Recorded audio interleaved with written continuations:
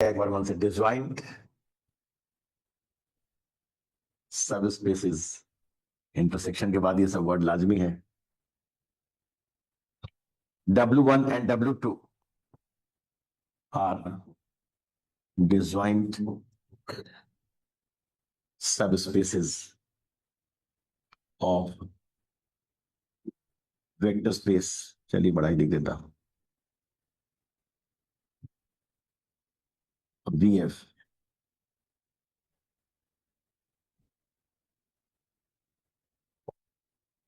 if W1 intersection W2 is zero subspace, simply zero space भी बोल सकते हैं।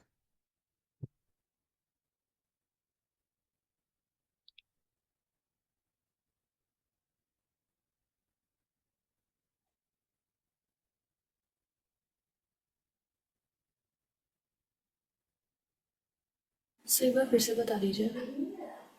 ये जीरो क्यों हुआ? सेट की दुनिया में ए और बी डिसजॉइंट सेट तभी होता था जब उनका इंटरसेक्शन सबसे कम एलिमेंट वाला सेट होता था। सबसे कम एलिमेंट वाला सेट कौन? Empty set, set containing no element. तो सब स्पेस की दुनिया में W1 और W2 का इंटरसेक्शन अगर इनको डिसजॉइंट बनना है तो सबसे कम एलिमेंट वाला सब स्पेस, क्योंकि इंटरसेक्शन इज ऑलवेज अ सब स्पेस, ठीक है ना? सो सब space containing minimum number of element will be W1 intersection W2, then only they will be disjoint।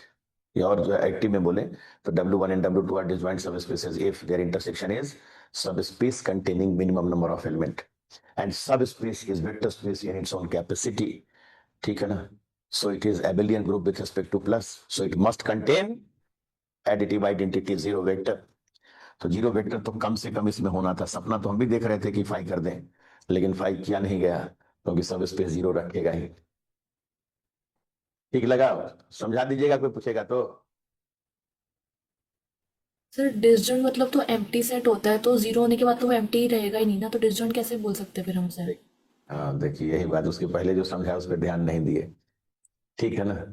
Disjoint में क्या पूछा पहले कि दो से डिसजॉइंट कब होता है? जब इंटरसेक्शन बी फाई। उसको बोलने का अंदाज क्या बदलने के लिए कहा? क्या बदलने के लिए कहा? कि two sets A and B are disjoint set if and only if their intersection contains या their intersection is a set containing minimum possible element। सबसे कम पॉसिबल एलिमेंट वाला सेट क्या होता है? फाइव, जिसमें कोई एलिमेंट ना हो। तो आज से डिसजॉइंट के बारे में ऐसे बोलेंगे सेट की दुनिया में, फाइव बोल के भाग जाएंगे तब तो यहां डिफिनेशन आएगा ही नहीं, क्योंकि ये तो कभी फाइव होगा ही नहीं, ठीक है ना?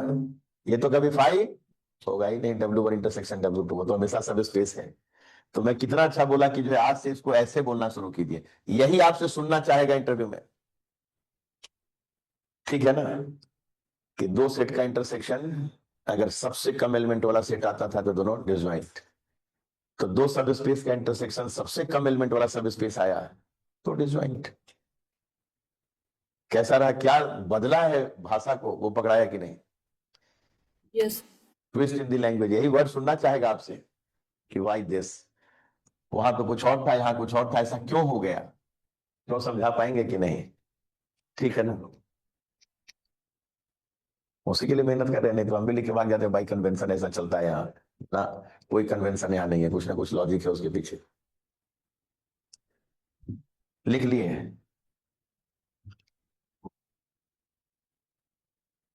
एक और नोट, इसका एग्जाम्पल भी देते हैं। एग्जाम्पल देते क्या, बहुत सारा एग्जाम्पल तो आपको ऐसे ही आता है। Note, if W1 W2 so on Wn are subspaces of vector space VF, then जितना मर्जी उतना सब स्पेस का इंटरसेक्शन ले लीजिए, वो वापस सब स्पेस। दो सीखे तो पूरा जहान सीखे is also a subspace of ज्यादा बोलिएगा तो हम भी ऐसे ही पापड़ बेलने लगेंगे कि मैं सब स्पेस बोला हाँ, तो तुम्हारा इंटरसेक्शन W3 के साथ वो सब स्पेस बोला हाँ, फिर उसके बाद आप सब स्पेस, फिर W4 सब स्पेस, तो उसका इंटरसेक्शन सब स्पेस बोला हाँ। बोला हाँ हाँ बोलते रहिए, बोलते बोलते एन तक पहुंच जाएंगे कि और कुछ। इंडक्शन से उतना मजा नहीं आता है कि दो का हो गया, माना कि n-1 का है, तो अब अगर एक nth लिए तो n-1 का सब स्पेस, और एक nth लिए वो भी सब स्पेस, अब ये दो का इंटरसेक्शन वो भी सब स्पेस, n से n के लिए ट्रू, जैसे अच्छा लगे। लेकिन ये सब ट्रिवियल चीज है कि ऐसा नहीं कल को कि ये दो का सिखाया था तीन का थोड़े सिखाया था, तीन का इंटरसेक्शन क्या होगा। ठीक है ना, कंफर्टेबल। तो चाहे आपको ऐसे अच्छा लगे वैसे इंडक्शन से अच्छा लगे, बात बराबर है। लिखना किसी में कुछ नहीं, दो लाइन का काम है, क्वाइट इजली डन है ना। क्वेश्चन,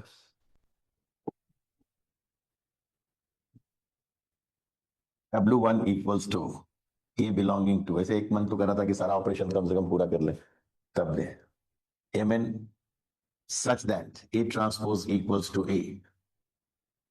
मतलब ये सब ऐसा एग्जाम्पल है कि जो लिखाते के साथ ही क्लियर हो जाए कि हो गया। such that A transpose is minus A are disjoint subspaces of M and R, true or false।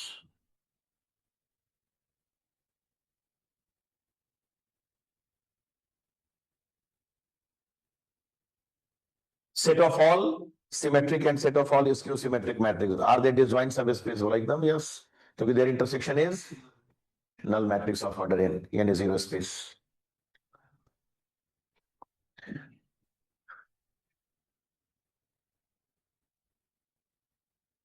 Very good solution. ये सब यहाँ का ज्ञान थोड़े, तो पहले से ही W1 intersection W2 is going to contain zero matrix of order n। Answer is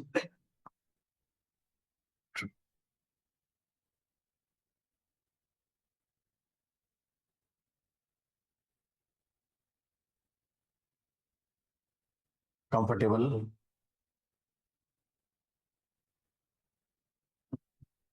Hermitian, skew Hermitian, even odd function सब दे सकते हैं, लेकिन उनको बचा ले रहे हैं, ये आगे भी अभी मौका है बहुत। ठीक है ना, हैव पेशेंस। सेकेंड, हालांकि नंबरिंग नहीं दी है, नोट में लिख दिए, क्या करें, इंटरसेक्शन के बाद union. if W1 and W2 are subspaces of vector space VF,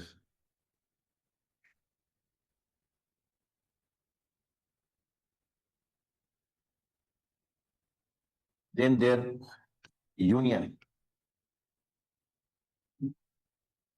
W1 union W2 is also a subspace of VF if and only if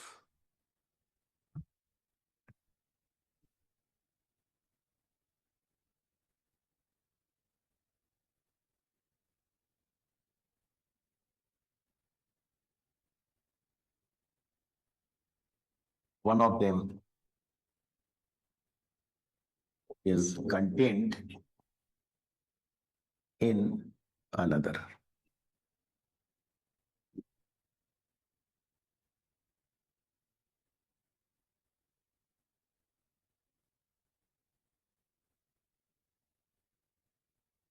union केवल और केवल तभी सब स्पेस बनेगा जब एक सब स्पेस दूसरे के अंदर कंटेंट है। कोई वर्ड नहीं समझिएगा तो बोलिएगा।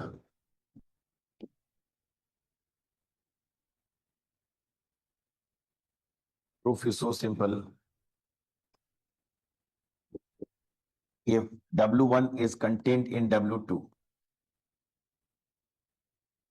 or W2 is contained in W1, मतलब गोला अगर मैं बनाऊं तो W2 इधर और उसके अंदर W1, और इसका मीनिंग क्या हो गया, W1 is containing W2.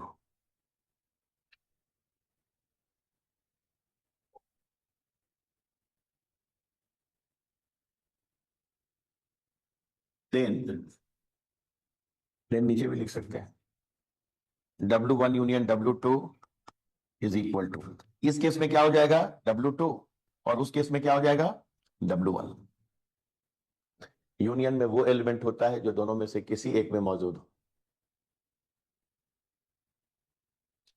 ठीक है ना। And this implies W1 union W2 is a सब स्पेस। क्यों? क्योंकि वो या तो W1 हो गया या W2। और साथ में ये भी मुझे साबित करना है कि अगर कोई एक दूसरे में कंटेंट नहीं है तो सब स्पेस नहीं होगा। ये सब प्रूफ जानते हैं, बहुत अच्छा वर्किंग रूल होता है, कंट्राडिक्शन खोजना, एग्जाम्पल खोजना, वो सब सिखा देता है। तो एक बात क्लियर हो गया कि अगर कोई एक दूसरे में कंटेंट है तो यूनियन सब space. Now if W1 is not contained in W2 and W2 is not contained in W1, ना W1 W2 में कंटेंट है, ना W2 W1 में कंटेंट है, देन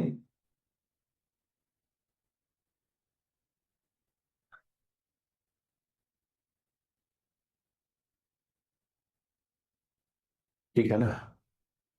मेरी अंदर कंटेंट नहीं होने का मतलब है कि जरूर उछल रहा है कि एक एलिमेंट मेरे पास ऐसा है जो तुम्हारे पास नहीं है, क्योंकि इसका सारा एलिमेंट अगर इसके पास होता तो कंटेंट हो जाता। कंटेंट नहीं होने का मतलब कम से कम एक एलिमेंट आपसे अलग हटकर है मेरे पास। ऐसा एलिमेंट एक मेरे पास है जो आपके पास नहीं है। आप खुश है? Then there exist alpha belonging to W1, authority के साथ लिखिएगा, वर्किंग रूल अपने आप ठीक हो जाएगा, such that alpha does not belongs to W2। ऐसा एक एलिमेंट है हमारे पास, W1 चिल्ला रहा है, जो W2 के पास नहीं है।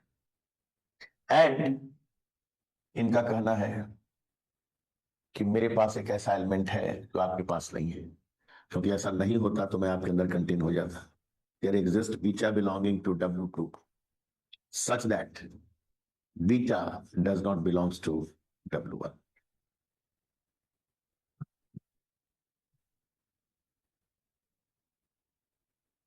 स्टेटमेंट अच्छा से आया, ठीक है ना। अब जानते हैं अल्फा W1 का है और बीटा W2 का है, तो अल्फा बीटा दोनों यूनियन का हो जाएगा, लेकिन उसका सम ना W1 का है ना W2 का है, यही साबित करने वाले हैं। So this implies alpha and beta both belongs to W1 union W2, कोई डाउट? क्योंकि इसमें W1 के भी वेक्टर आएंगे और W2 के भी। अब देखिए असली खेल तो अब शुरू। Now if alpha plus beta belongs to W1, तो अल्फा W1 का वेक्टर था। W1 क्या है? सब स्पेस। सब स्पेस में हर एलिमेंट का एडिटिव इनवर्स होगा। Then as minus alpha belongs to W1, so minus alpha plus beta बराबर beta belongs to W1, which is contradiction, क्योंकि बीटा वो एलिमेंट है W2 का जो W1 में प्रेजेंट नहीं है। पूरा लाइन देख लीजिए, जहां खराब लगे वहीं रोकिए। अल्फा प्लस बीटा अगर W1 का एलिमेंट है तो माइनस अल्फा W1 का एलिमेंट होगा। क्यों? ये क्लियर है ना, W1 सब स्पेस है तो हर वेक्टर का एडिटिव इनवर्स उसके अंदर, जो लिखिएगा ऑथोरिटी के साथ एकदम। सो इन दोनों का सम, अरे सम क्यों लिखने लगे? मैं क्या बात कर रहे हैं, हम सब स्पेस है भाई, किसी भी दो वेक्टर का सम मेरे अंदर होगा, ठीक है ना। I am close with respect two plus, और उन दोनों का सम क्या हो गया? बीटा। इसने तो ऐसा आपके असम्पशन को कर दिया कि अगर आप है W1 के एलिमेंट तो बीटा आपका एलिमेंट हो जाएगा। बोला ना ना, बीटा कहां से मेरा एलिमेंट भाई, बीटा तो W2 का वो एलिमेंट है जो W1 में नहीं है। So our assumption is wrong, ठीक है ना, which is contradiction. So our assumption is wrong, ऊपर कर दें।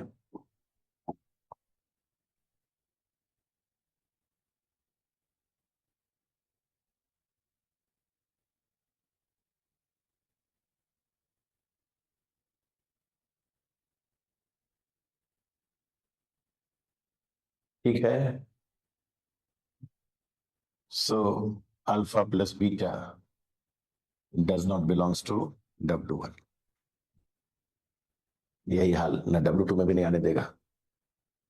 Also if alpha plus beta belongs to W2, W2 सब स्पेस है, बीटा अगर उसका एलिमेंट है तो माइनस बीटा भी उसका एलिमेंट होगा।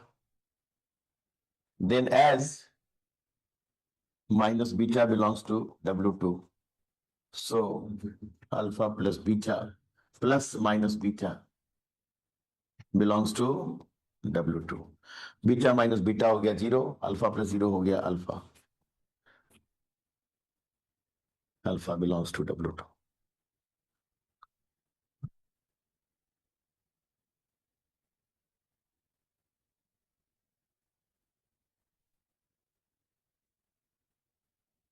ठीक है ना।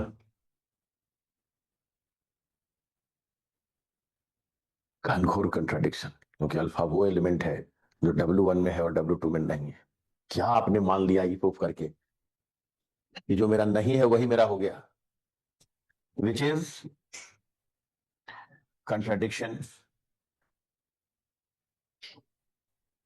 so our assumption is wrong।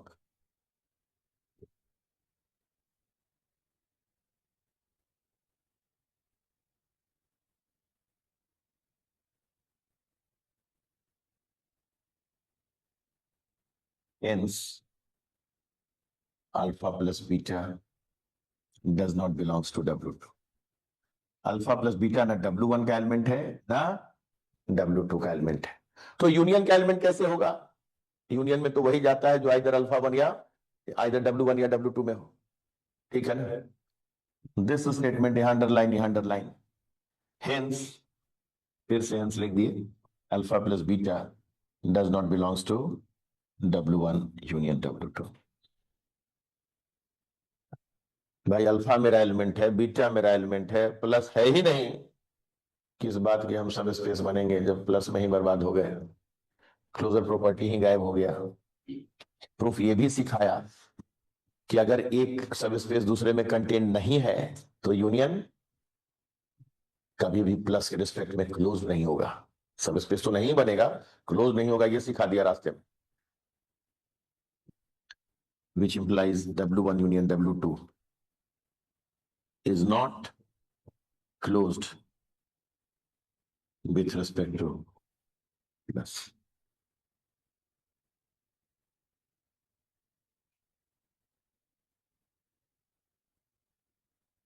is not subspace। ठीक है ना।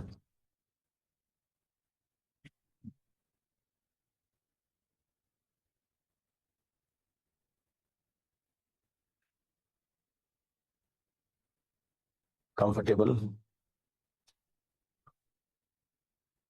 ठीक है ना।